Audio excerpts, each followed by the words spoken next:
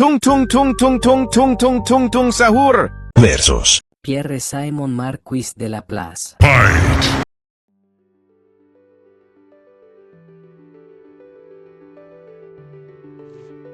여기는 이과마을.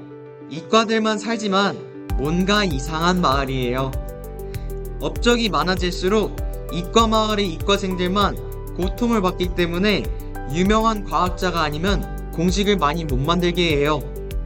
이 마을에서는 공식을 너무 많이 만드는 게 불법행위이죠. 그래서 이과마을 장로들은 이과생들을 지키기 위해 만들어진 공식들을 명부로 작성하기로 했어요.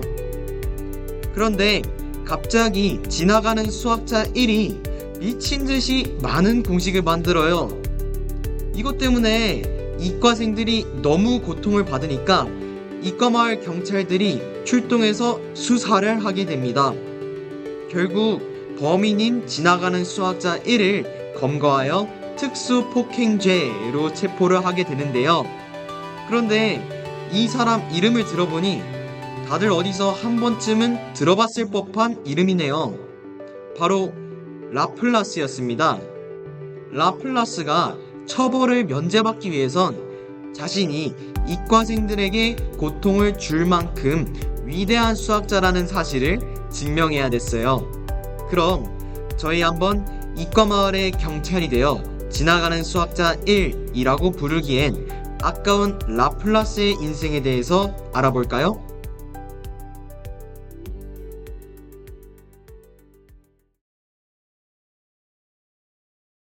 우선 라플라스의 생애에 대해서 알아보도록 합시다. 라플라스는 프랑스 사람으로 본명은 피에르 시몽 마르퀴스 드 라플라스입니다. 라플라스는 농경 집안에서 태어났어요. 공부하는 완전 딴판이죠. 하지만 라플라스의 수학적 재능은 심상치 않았습니다. 머리가 완전 비상했죠. 라플라스는 이를 알아본 부유한 한 이웃의 도움을 받아 교육을 받고 결국 학생이 될 수 있었습니다. 제대로 교육을 받은 것도 아닌데 1765년 그는 16세의 나이로 당시 노르망디 최고의 대학이라 불리는 캄 대학에 입학하게 되어 정말 말이 안 되죠? 심지어 1766년부터 1769년 동안 학회지를 몇 편 출판했는데 이것은 20살이 채 되기도 전에 유명한 수학자들과 교류했다는 증거가 되는 거예요. 정말 말이 안 되죠? 단순히 라플라스는 촌동네에서 재능을 썩힐 수 없었던 사람인 거예요. 자, 이제 라플라스는 더 높은 곳으로 가려고 합니다. 바로 파리에 상경한 거예요. 여기에도 재밌는 일화가 있는데 파리에서 가장 먼저 찾은 사람은 유명한 수학자 장 르롱 달랑베르였습니다. 하지만 달랑베르는 라플라스가 너무 귀찮았대요. 그래서 라플라스를 쫓아내려고 아주 두꺼운 수학책을 던져주고 이걸 다 읽을 때까지 들어오지 말라고 했대요. 그런데 이 미친 천재는 며칠도 안 돼서 그걸 다 읽어버리고 달랑베르를 다시 찾아간 거죠. 당연히 달랑베르는 화가 머리 끝까지 났습니다. 천재의 위력을 아직 몰랐던 달랑베르는 라플라스가 책을 제대로 읽지 않은 줄 알았던 것이죠. 그런데 라플라스에게 질문 몇 개를 던져보니 이 친구가 책을 완벽히 다 읽은 거예요. 그제서야 달랑베르는 라플라스를 인정하고 열심히 지원해줬다고 합니다.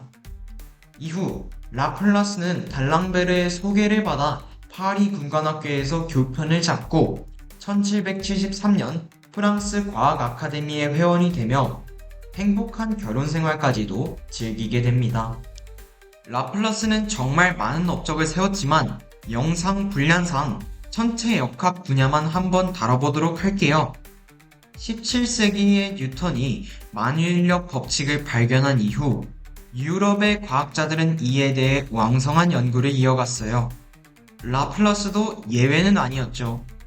라플라스에게는 한 가지 야망이 있었어요.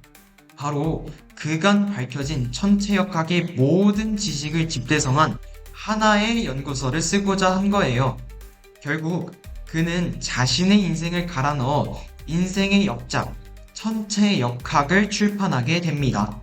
라플라스는 이 책에서 모든 천체 역학 이론을 미적분학으로 완벽히 기술해냈으며 행성의 궤적에 대한 실험적 데이터 분석 등의 다양한 부가요소까지 가미된 그야말로 미래의 천문학을 위한 모델을 만들어냈죠. 여기서 흥미로운 점이 하나 있는데요. 바로 라플라스는 그 어떠한 종교적 요소도 사용하지 않으며 지동설을 지지했다는 거예요. 갈릴레오와 마찬가지로 신의 뜻에 반대한 거예요. 이와 관련된 유명한 일화가 바로 나폴레옹과 라플라스 간의 대화예요. 나폴레옹 집권기 시절, 라플라스는 나폴레옹의 스승이었기 때문에 둘은 상당히 친했어요. 라플라스는 자신의 천체역학 제3권을 나폴레옹에게 헌정하게 되는데 받기 전에 갑자기 누군가가 나폴레옹에게 이 책이 신에 관해서 아무런 이야기도 쓰고 있지 않다 라는 사실을 고발해버린 거예요. 당시까지만 해도 신의 천사가 신의 명을 받들어서 행성들을 밀고 있었다고 생각했을 정도니 이 고발은 200년 전 갈릴레오를 떠올리게 할 정도로 위험했습니다. 남을 당황하게 만드는 질문을 하는 것이 취미였던 나폴레옹은 책을 받으며 다음과 같은 말을 했다고 하죠. 라플라스 경, 사람들이 말하길 당신이 우주에 대해 방대한 책을 썼음에도 창조주에 관한 이야기를 단 한마디도 쓰지 않았다고 하오. 무신론은 범죄 아니오? 해명하소. 라플라스는 권력 대신 자신의 철학을 선택하며 명언을 남깁니다. 제게는 그 가설이 필요 없었나이다.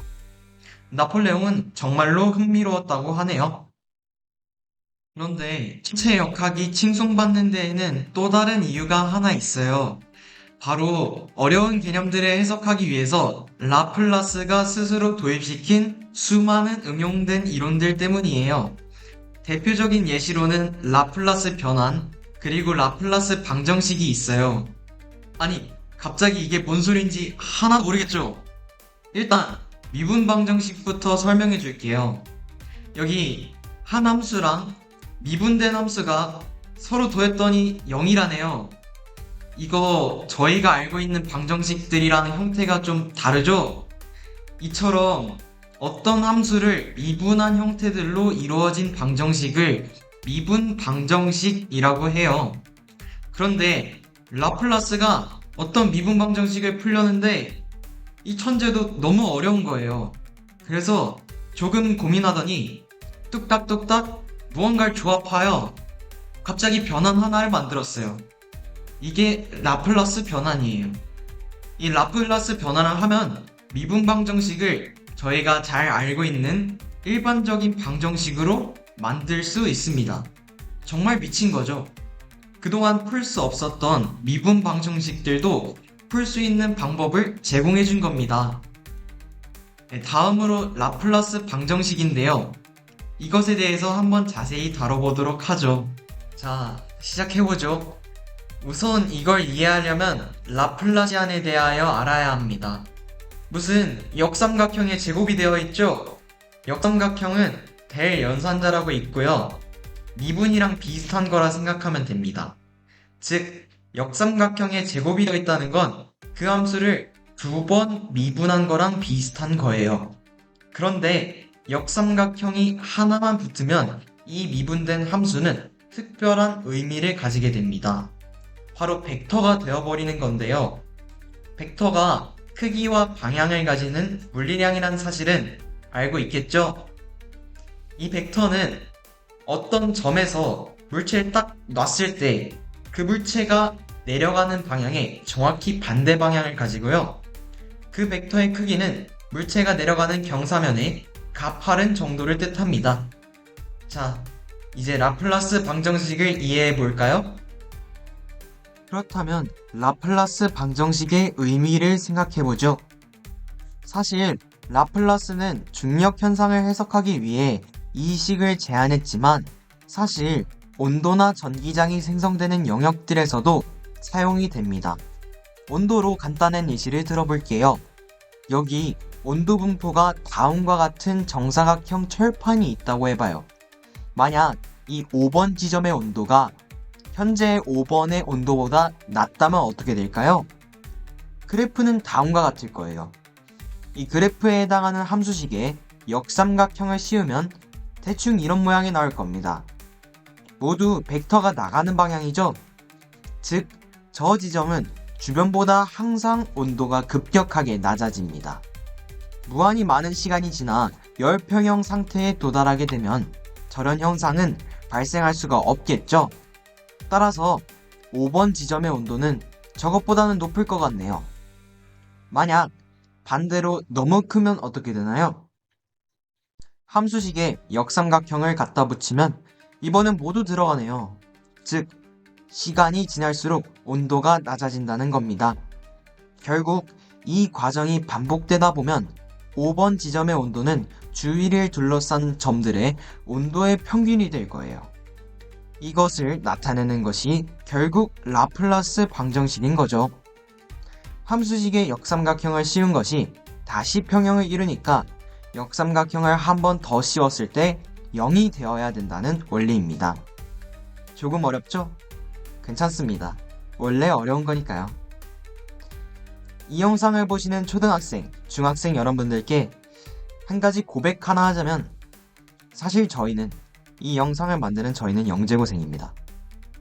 그래서 이를 전자기하학에서 활용하는 방법이 궁금해져서 다음과 같은 상황을 물리적으로 나타내어 시뮬레이션 해보고자 해요. 저 기나긴 파이프의 한쪽 끝면에 배터리가 ጧ 달려있어서 한 옆면만 특정한 전위값을 가지게 됩니다. 이로 인해 주위에 있는 점들은 전기력을 받아 특정한 전위값을 갖겠죠. 그것의 분포가 어떻게 될지 궁금하지 않나요? 열심히 계산해본 결과 이렇게 나왔어요. 결국 초기에 저 V0, YZ, 즉 옆면이 어떤 전위값을 갖냐에 따라 전위의 분포는 이렇게 되기도 하고 저렇게 되기도 해요. 결국 자세히 알 수 있는 건 없지만 확실한 것은 이러한 사소한 설계 하나하나가 공학적으로 매우 중요하다는 겁니다. 이걸 잘 활용하면 스마트폰의 터치스크린도 수많은 전자기기들의 동작도 구현할 수 있게 되는 거예요. 자, 이렇게 라플라스의 모든 인생에 대해서 알아봤습니다. 알면 알수록 그저 지나가는 수학자 1이라고 생각하기에는 너무나도 똑똑하죠? 실제로 천체역학을 읽은 수많은 과학자들은 라플라스를 프랑스의 뉴턴이라고 부르며 다음과 같은 평을 남겼습니다. 모호한 기하학적 도안들로 가득한 뉴턴의 프린키피아는 온전한 미적분학의 언어로 쓰인 천체역학에 비교하면 기괴하고 낡아 보일 정도이다. 또한 우드워드라는 수학자는 1891년 수학연부에서 다음과 같이 썼습니다. 수학과 물리학의 발전에 있어 가장 중요한 두 가지 책을 추천하라면 나는 의심할 여지 없이 뉴턴의 프린키피아와 라플라스의 천체역학을 추천할 것이다. 역사적이고 철학적인 측면에서 이 저술들은 다른 모든 저술들을 능가한다. 정말 라플라스에 대하여 조사하면 조사할수록 이 사람의 천재성에 수도 없이 놀라곤 하는데요. 천체역학에 인생을 바친 라플라스를 소개하는 이번 영상은 우리 모두가 푸리에 변환으로 잘 알고 있는 조제프 푸리에가 라플라스의 추도사에서 남긴 말로 마치도록 하겠습니다. 라플라스는 모든 것을 완성하기 위해서, 모든 것을 깊이 구성하기 위해서, 모든 제한을 제거하기 위해서 누구나가 해결할 수 없는 것이라고 믿고 있던 것을 해명하기 위해서 태어난 학자이다. 지금까지 게으른 파이 수학 연구소였습니다. 감사합니다.